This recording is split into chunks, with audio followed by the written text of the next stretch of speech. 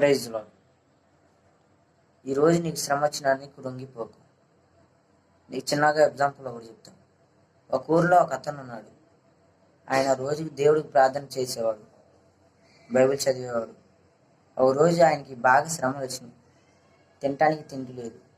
కానీ ఆయన శ్రమల్లోంచి ఏదో ఒకటి నేర్చుకున్న భాగ్యం నాకు దయచేయమని దేవుని అడిగాడు. ఈరోజు లోకంలో చిన్న శ్రమ వచ్చిన దేవా నేను రోజు నీకు స్తుతించుతున్నాను, నాకెందుకు ఈ శ్రమ వచ్చిందని అనుకుంటున్నావేమో నువ్వు. కానీ ఆయన ఆ మాట అనలేదు.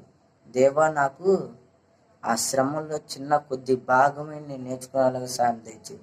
దేవుడు నీకు శ్రమలు ఎందుకు పెడతాడంటే దేవుడు నిన్ను పరీక్షిస్తాడు, నువ్వు ఆయన మీద విశ్వాసంతో నిరీక్షణతో ఉన్నావా లేదా అని.